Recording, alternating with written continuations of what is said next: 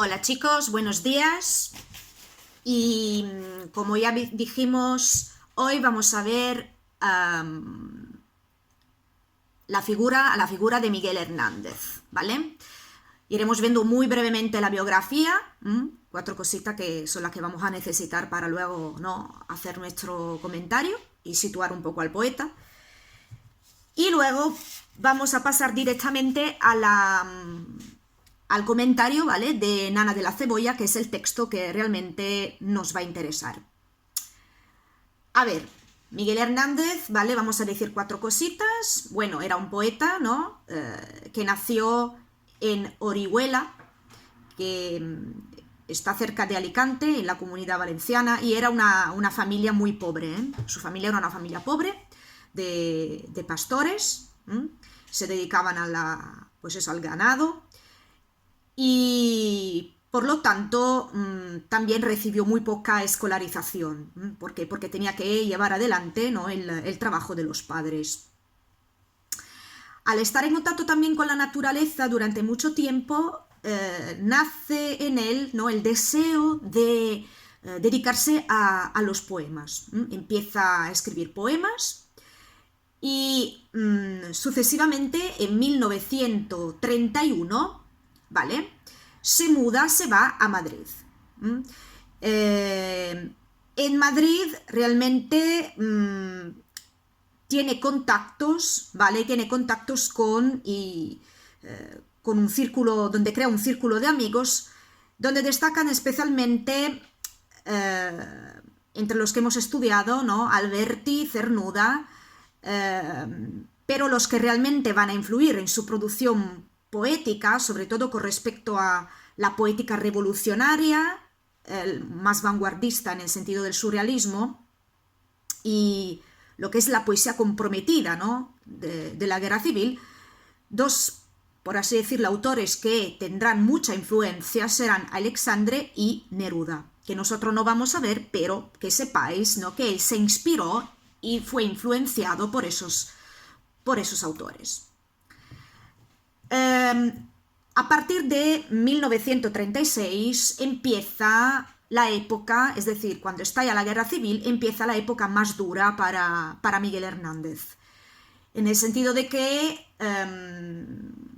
Hernández, ¿vale?, se alista con el partido, con el bando republicano. Sucesivamente se casó con la que fue luego su mujer, ¿no?, Josefina Marresa, y tiene su primer hijo. Pero este hijo muere a los pocos meses, y por así decirlo, este hecho, ¿no?, es un hecho que sin lugar a duda afectó al poeta.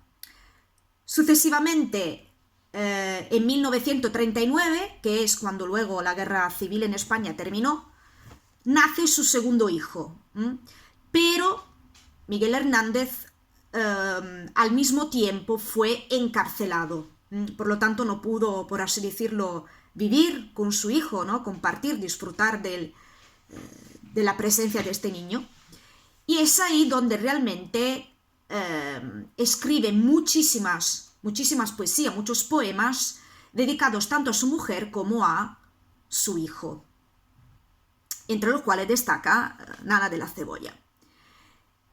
Y sucesivamente fue trasladado a Alicante, ¿vale?, donde cayó enfermo y murió en 1942 con 31 años. Su segundo hijo, bueno, sobrevivió a la guerra y eso. Ahora, quiero ver con vosotros, ¿vale?, un poco también la parte de las obras. Realmente las obras, a nosotros lo que nos interesa es dividir la etapa de la producción de Hernández, ¿vale?, en todo lo que fue antes de la guerra civil, durante, o por así decirlo, durante la guerra civil y después de la guerra civil. Con respecto a antes de lo que es antes de la guerra civil, lo que nos interesa es sobre todo una obra que se llama Perito en Lunas, que fue publicada en 1933, ¿vale? No nos vamos a centrar en ello, porque por lo que tenemos que hacer no nos interesa. Lo que sí nos interesa también es una obra muy conocida de Miguel Hernández, una recopilación de poemas, sobre todo amorosos, que fue publicada en 1934 con el título El rayo que no cesa.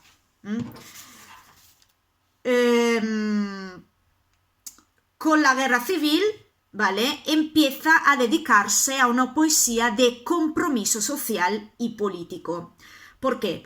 Porque Miguel Hernández realmente lo que hacía era reflejar y cantar los dolores, ¿vale?, y las aspiraciones del pueblo, con el cual él se identifica. Es como si él se sintiera el portavoz, ¿vale?, del pueblo. Y su idea era la de tener como una especie de misión que tenía que llevar adelante, sacar adelante. A pesar de todo, a pesar de ser una época muy dura, Hernández tiene una actitud muy optimista. Siempre tiene la esperanza, ¿vale?, de un futuro mejor, pero al mismo tiempo denuncia, ¿no? Denuncia lo que son las angustias de la gente, el hambre que padecía la mayoría de los españoles de la época, la pobreza. Por lo tanto, es como un poeta del pueblo. Sucesivamente, cuando es encarcelado, compone una serie de poemas, ¿vale?, entre los cuales destaca, como hemos dicho anteriormente, Nanas de la cebolla. Y ahora vamos a ver en concreto, ¿no?, de qué habla Nana de la cebolla, y vamos a ver un poco también lo que es la estructura externa, interna, los temas, y bueno, hacer un pequeño comentario también de la parte del comentario de texto. Entonces, vamos a ver. Aquí lo tenemos. Ahí, bien.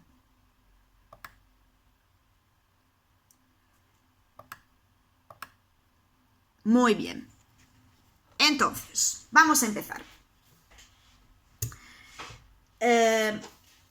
¿Por qué se escribe este poema? ¿Y por qué Hernández quiere escribir este poema?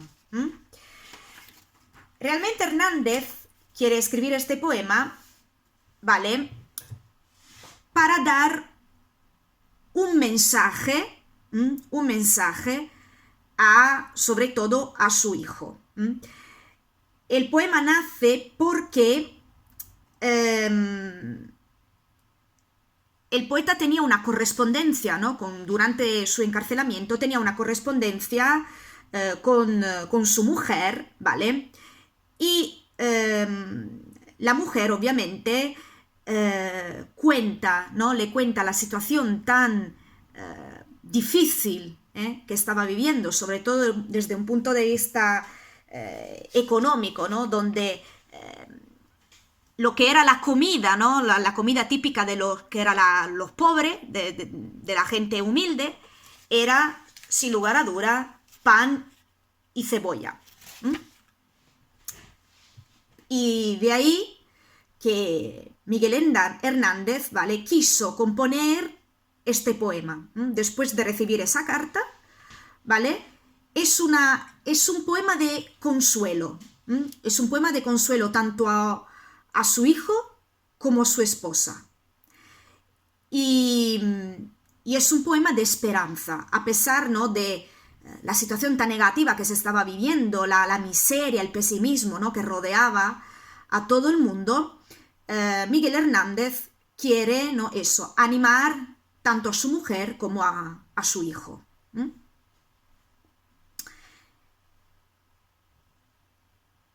Entonces, vamos a empezar. Sin lugar a duda, con respecto a lo que es la estructura externa, ¿vale?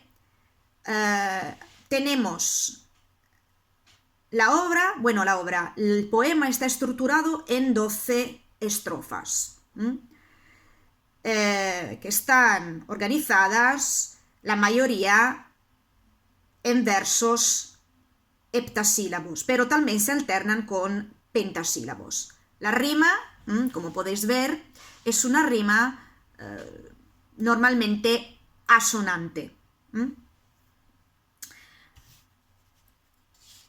Vamos a empezar por la primera estrofa. La primera estrofa que nos dice, ¿vale? Empieza con una metáfora. Vamos a ver. La cebolla es escarcha, cerrada y pobre. A ver, empezamos aquí con una metáfora, ¿vale? En esa metáfora, sabéis que la escarcha se refiere, ¿vale?, al frío, a lo que es el hielo, ¿no? Y sobre todo se refiere al dolor. El frío, ¿por qué? Porque, como sabéis perfectamente, Miguel Hernández, al estar encerrado en una cárcel, obviamente pasaba mucho frío. Y también era un poco también la situación de frío, de esa tristeza tan grande que vivían todos los españoles de la época. Y luego dice, fijaros, dice, escarcha de tus días y de mis noches, hambre y cebolla, hielo negro y escarcha grande y redonda. A ver, aquí simplemente lo que está diciendo, está un poco denunciando, ¿vale?, lo que sufría su esposa. Lo que se sufría sobre todo era el hambre. El hambre. El hambre en el sentido de que había mucha miseria, y cuando hablamos también de hambre y cebolla y hielo negro, aquí también tenemos otra metáfora. Hambre y cebolla, como hemos dicho, la cebolla es el alimento principal de los pobres, la gente sufría mucha hambre. Hielo negro, ¿por qué? Porque es tristeza, el frío, la oscuridad, el negro de las noches, el negro de las noches que pasa tanto él como su familia. El hambre es una carencia de lo esencial para vivir, y la carencia de los alimentos, y todos los seres humanos, como sabemos, ¿no?, tenemos que alimentarnos para poder sobrevivir. Luego, fijaros, pasamos a la segunda estrofa, ¿vale? Donde pone en la cuna del hambre, etcétera, etcétera, etcétera. Aquí, por primera vez, aparece el niño, que es el motivo de la nana. Sabéis que la nana son esas canciones, ¿no?, que se cantan a los niños para que se duerman. Por lo tanto, cuando dice la cuna del hambre, mi niño estaba en el sentido que ese niño, ¿vale?, está viviendo, ha nacido en la miseria, conociendo ya el hambre. Cuna del hambre es una metáfora en el sentido de que indica, ¿no?, el hecho de que el hambre está incluso en la cuna. Y aquí realmente no tenemos una visión tan positiva, ¿no?, porque la situación que había no era una situación para nada feliz. Y eso obviamente afectaba incluso, ¿no?, a los niños, ¿no? Sucesivamente, ¿vale?, habla de sangre. Con sangre de cebolla se amamantaba. pero tu sangre escarchada de azúcar, cebolla y hambre. Aquí realmente, ¿vale? Lo que está diciendo el poeta es que la madre, ¿vale? Para alimentar el niño, sabéis que cuando las madres alimentan a los niños hay que cuidar mucho, ¿no? de la alimentación, pero como esa pobre mujer solamente comía pan y cebolla, ¿vale? La sangre que nutre la leche de la madre sabe, incluso llega a saber, tiene el sabor de la cebolla. Pero fijaros lo que dice, pero tu sangre escarchada de azúcar, cebolla y hambre. Aquí se habla un poco del poder del amor, del poder del amor, el amor que lo puede transformar todo. Incluso el amor de esta madre, ¿vale? Que tiene a su hijo, puede cambiar, puede volver un poco más dulce, ¿no? Esa leche para que tenga un sabor, ¿no? Mejor para su niño. Por lo tanto, ese amor, el amor que tiene la madre, crea como una dulzura en la leche para el niño. Y fijaros, tu sangre, cuando habla de tu sangre, se está refiriendo a la madre. Y el amor transforma, ¿no? ese sabor a cebolla en algo dulce. Aunque para la madre, ¿vale? Sigue teniendo el sabor de la cebolla. Por lo tanto, aquí, ¿no? Sangre de cebolla, tu sangre escarchada de azúcar. Fijaros la repetición también, ¿no? Muchas veces de la palabra cebolla y hambre. Es una palabra casi obsesiva, ¿no? Porque realmente es el centro, ¿no? de todo el poema. Luego podemos pasar a la estrofa número 3.